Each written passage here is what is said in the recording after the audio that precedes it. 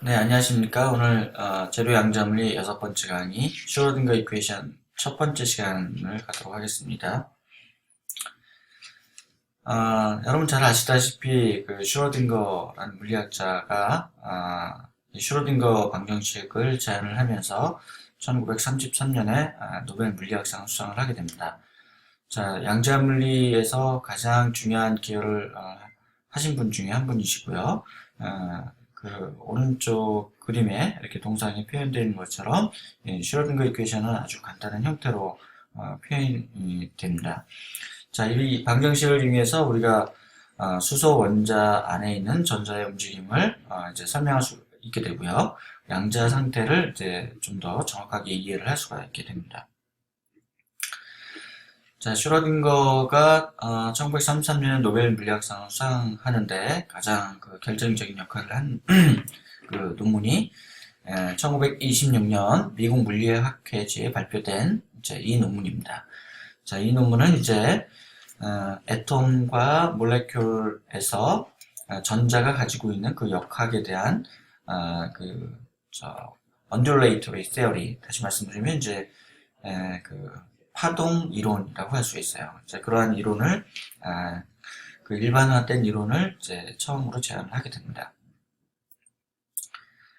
자, 슈로딩거 이퀘이션은 이제 크게 두 가지 형태로 알려져 있습니다. 자, 맨 위에 그림은 이제 타임 디펜던트 슈로딩거 이퀘이션. 자, 이거는 그 라운드 오브 라운드 t 이렇게 시간에 의존하는 그런 텀이 존재를 하고요. 그 다음에 h 이렇게 그 위에 모양을 갖고 있는데 이렇게 h의 오퍼레이터, h가 이제 지난 시간에 해밀토니안 오퍼레이터라고 설명을 드렸습니다. 이 해밀토니안이라고 하는 값은 키네틱 에너지와 포텐셜 에너지를 합한 값, 그러니까 토탈 에너지를 뜻하는 값이에요. 자, 어떤 물리적인 시스템이 주어지면, 물리적인 어떤 상황이 주어지면 우리가 그것을 키네틱 에너지와 포텐셜 에너지의 합으로 표현할 수가 있습니다. 자, 이것이 이제 무엇을 얘기하죠? 그 운동하고 있는 입자가 어떤 물리적인 상황에 놓여져 있는지를 규정하는 값입니다. 자, 이 값을 우리가 통해서 우리가 전체 물리적인 시스템을 규정을 할 수가 있어요.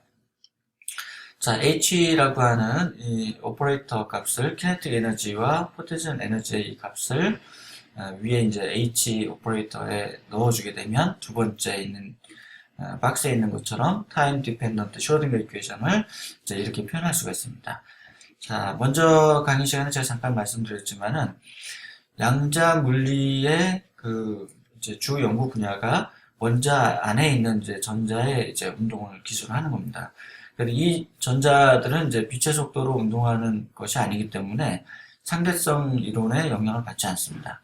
그래서 이러한 입자를 이제 relativistic particle이라고 하고요. 상대성의 이론에 적용받지 않는 입자다, 이렇게 이제 표시가 됩니다.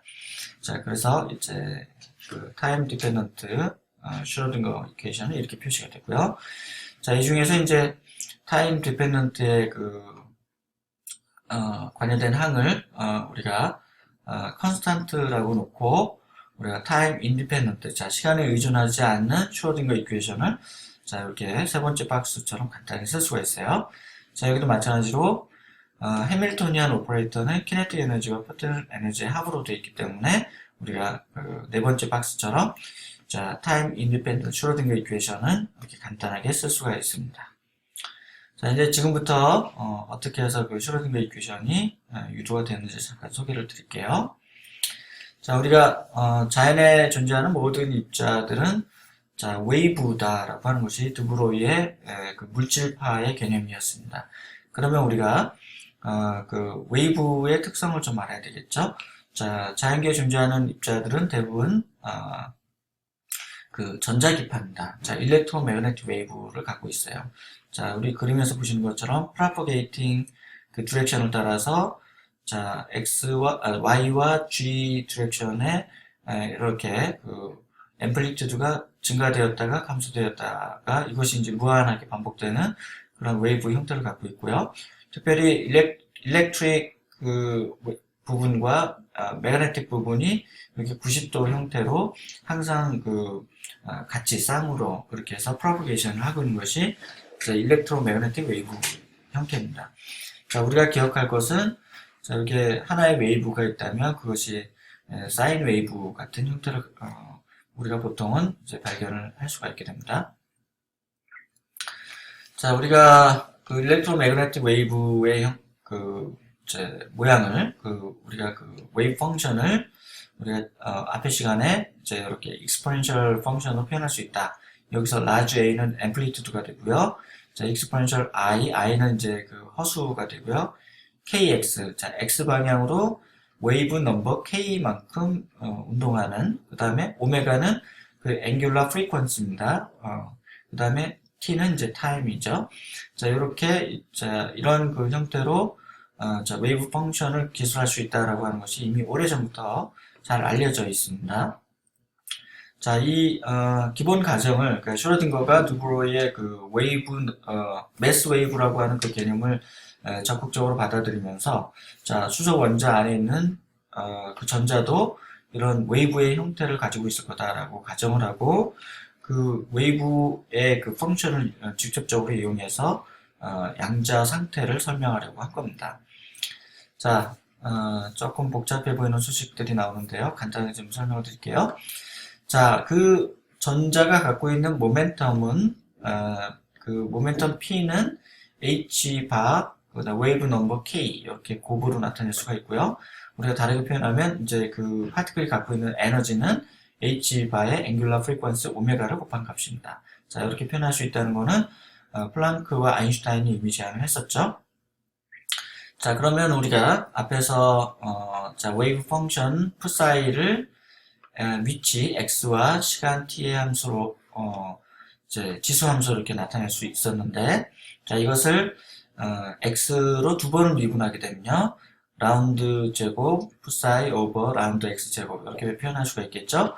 자, 오른쪽에 익스포넨셜 함수를 x에 대해서 두 번 미분하게 되면, 자, 오메가 t는 이제 상쇄가 되고요. 그거 사라지고 ikx인데 ik가 이제 두 번 앞으로 나오게 되죠.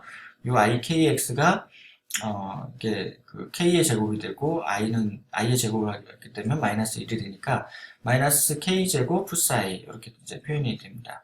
자, 이런 이제 표현을 우리가 할 수 있다는 걸 알 수가 있고, 자, 우리가 앞에서 에너지 E는 P의 제곱 오버 2m. 자, 매스를 2배로 한 값으로 나눠준 값과 동일하다라고 한 걸 알고 있는데, 자, 위에서 우리가 모멘텀 P는 H바 K라는 걸 알고 있으니까, 자, 이 값을 넣어주게 되면, 에너지 E는 H바 제곱 K 제곱 오버 2m이라고 표현될 수가 있어요.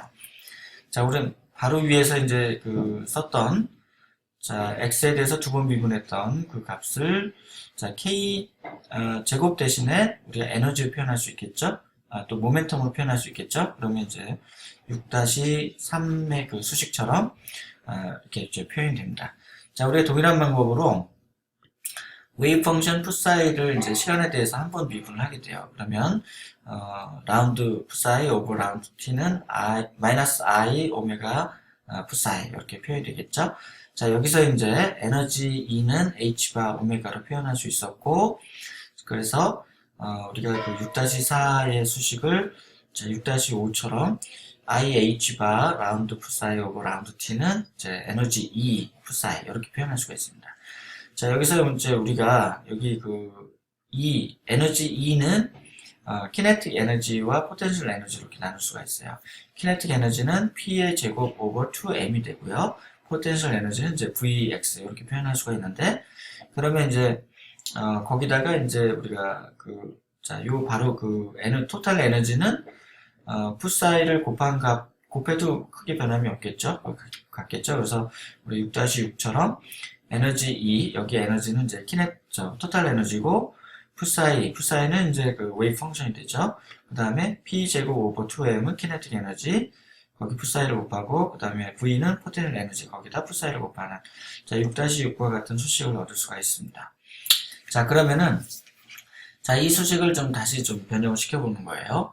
자, 먼저, P 제곱 오버 2m은 뭐하고 했죠? 우리가 앞에서, 그것이, 우리 그 위치를 두 번 미분한 그 수식과 이렇게 서로 등가의 관계에 있습니다. 자, 우리가 또 뭘 알 수 있죠? 에너지 E와 풋사이의 곱은 우리가 앞에서 풋사이를 시간으로 미분한 값, 그래서 IH가 라운드 풋사이, 라운드 X와 같다는 걸 알 수가 있습니다. 자, 우리 이런 자, 등가의 관계를 이용해서 자, 이 수식을 정리하게 되면요. 그럼 6-7과 같이 이런 그 수식으로 변형이 가능합니다. 자, 우리가 이 수식을 가만히 들여다보면, 자, 시간에 대한 값, 그 미분값이 나와 있고, 위치에 대한 미분값이 나와 있습니다. 그래서 우리가 이것을 Time Dependent 슈로딩거 이퀘이션이라고 불러요. 특별히 이제 X 그 축에 대한 1차원 미분, 편미분 방정식이 되는 거죠. 자, 이것이 우리가 Time Dependent 슈로딩거 이퀘이션이라고 부르고, 우리가 이 방정식을 이제 이용을 하게 될 겁니다. 자, 첫 번째 example로 우리가 다룰 수 있는 것이 particle confined inside the pipe. 자, 우리가 particle inner box 이렇게 이제 부르는 그러한 example이 돼요. 자, 슈로딩거 이퀘이션을 우리가 어떻게 사용하는지 한번 볼 겁니다. 자, 교재에 나와 있는 챕터를 한번 참조를 하시고요. 자, 우리 하나의 입자가 이렇게 닫혀진 어떤 파이프 안에 이제 있다라고 가정을 해보는 거예요. 우리 클래식 마더에서는 입자의 위치와 운동을 정확하게 우리가 기술할 수 있다면, 자, 아래에 있는 그림처럼 우리가 양자 세계의 입자는 정확한 위치와 그 모멘텀을 기술할 수가 없다고 그랬어요. 왜 그렇죠? 우리 불확정성 원리 때문에 그렇다고 했습니다. 자, 이 입자의 위치와 운동을 우리가 어떻게 표현할 거냐면, 우리가 슈로딩거 이퀘이션 표현할 수가 있어요. 자, 몇 가지 이제 주의할 점은, 자, 이 입자들은 프릭션, 마찰력이 없습니다. 그리고, 자, 이 입자들은, 우리가 이제 기술하려고 하는 전자는 어떤 특정한 모양이나 크기가 없어요. 하나의 점으로 나타낼 수 있다. 그리고, 자, 양쪽에서 완벽하게 바운싱을 한다라고 하고, 다시 또 이렇게 무한하게 반복되는 운동을 한다라고 가정을 합니다. 자, 그러면 우리가 지오메트리를 이제 고정할 수 있어요. 자, 왼쪽은 x equal 0, 오른쪽은 x equal lx 이렇게 표현할 수가 있죠. 파이프의 길이는 l이 되는 거죠. 지오메트리는 이제 1차원 x 방향으로만 이제 무한히 반복될 수가 있습니다. 자, 이러한 모션을 우리가 1차원의 입자에 관한 모션 이렇게 우리가 기술할 수가 있죠. 자, 해밀토니안이라고 하는 것은 우리가 키네틱 에너지와 포텐셜 에너지의 합이다 이렇게 이제 표현할 수가 있고요. 자, 여기서 특별히 포텐셜 에너지는 제로라고 표현할 수 있습니다. 그러면 키네틱 에너지 라지 t는 이렇게 표현할 수 있고요. 해밀토니안은 키네틱 에너지와 포텐셜 에너지의 합이기 때문에 키네틱 에너지만 존재하겠죠.